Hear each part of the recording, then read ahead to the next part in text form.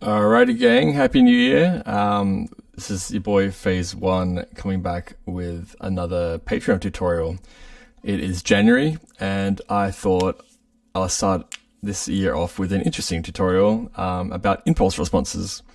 Not many people know what they really mean, but it's essentially how you capture a space in an audio setting. So how you capture a speaker cabinet, for example, is probably the most common one and what I'll be focusing on today. But also how you can capture room sounds and everything. If you've downloaded the few Patreon sample packs that I've already uploaded to the Patreon page, you'll see a folder called Impulse Responses here. And let me expand it. Drop these into Convolver or Guitar Amp Simulator.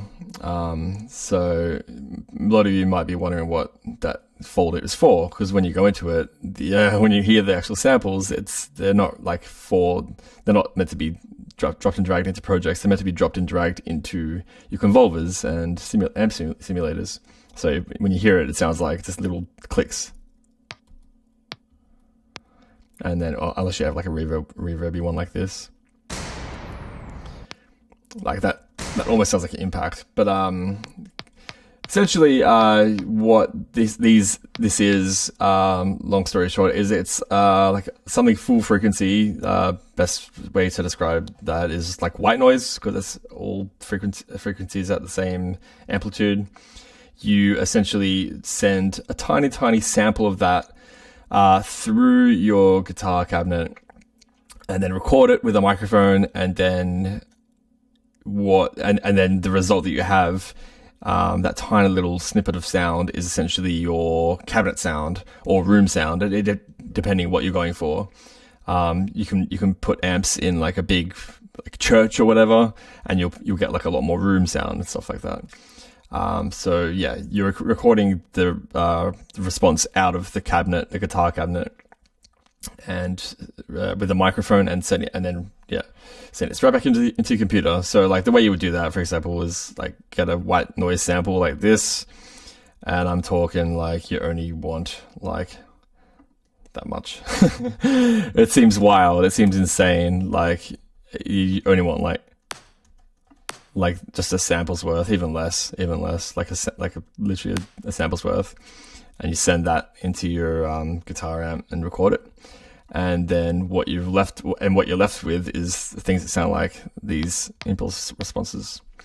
So these are ones I recorded years ago. I actually sold my old guitar amps before I moved to America. So these ones are pretty old. But these are some different ones that I recorded many years ago. So I thought I'd share them with you. I've been gatekeeping these for way too long. So. That's the sample pack 1. There's some more in the sample pack 2. As you can see, I'm already working on February and March's sample packs. They're not done yet, but you'll get them soon.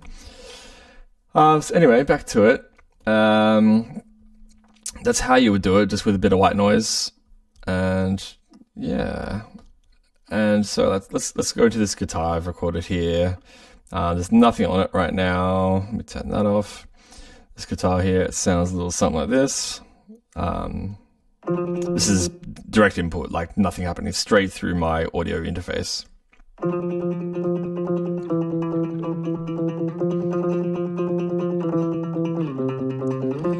Bit sloppy. Don't play as much guitar as I used to, but I can record a better take than that later. But once it's got distortion and stuff on it, you can't really tell anyway. So basically, I want to show you how you can use the impulse responses practically. Because basically, as it says here, you want to drop it into a Convolver or amp simulator. So first of all, you want to distort your sound. So you can use anything. You can use Satin. Wait, I've got 2 screens going on, so they keep going out of my other screen. So like Satin, so you could make it sound distorted, like. Or you could use something like the amp. Amp's a good one. extra fuzzy. You could also this is one I use a lot. It's going to go down the bottom, isn't it? Yes, looks like this. It's a very good plugin. This is the STL tonality. They do lots of other cool plugins, but this is the Will Putney version. It has all these presets that you can scroll through. This has amplifiers and impulse response cabinets as well in stock in it. So like, there's a lot of good plugins that do both. But I want to show you the difference between the two rather than just to understand the difference between the two, because yeah, the amps is just the way you fuzz it, like we were just doing before, and the cabs is essentially what you load your impulse responses into to make it sound like an actual guitar cabinet, as opposed to just fuzz and noise. So, for example, this is what it sounds like when doves cry. No, when you play this one with no cabinet. I'm pretty sure I got those turned off. So as you can see, it's not like a very favorable sound. It's not until you start loading the impulse responses in and turning like the cabinets on. In this one, you can see they've got a whole lot of preset cabinets, but you can also load your own impulse response.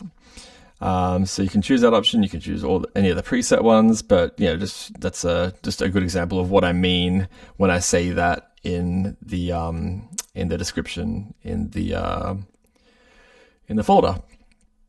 So let's turn on.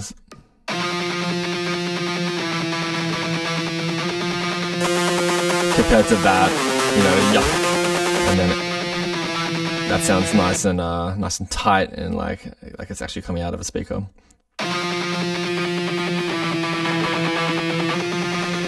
So that's just a little example. Yeah, there's plenty of really good guitar amp simulators like this. This is one I use a lot, and you can literally just plug your guitar straight into your interface and pluck away, and then just add this, just mess around with the presets. That's the easy route. But if you want to be more unique, you can make your own impulse responses, or you can just use my ones that I've made for you already. So let me show you how you can use my ones in a practical setting. You can just load it into something like that, as I said before. You can just load one in there, or if you want to do something that more people would have is probably like the kilohertz convolver.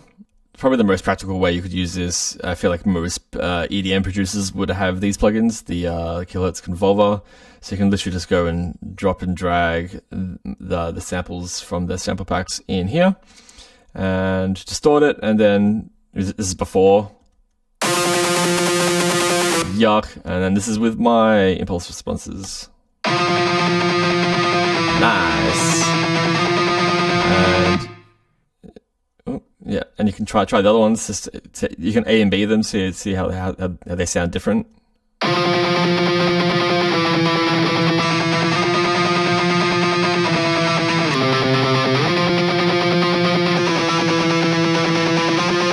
So yeah, it's all pretty subtle stuff, but like end of the day, it changes the way the tone of your sound sounds.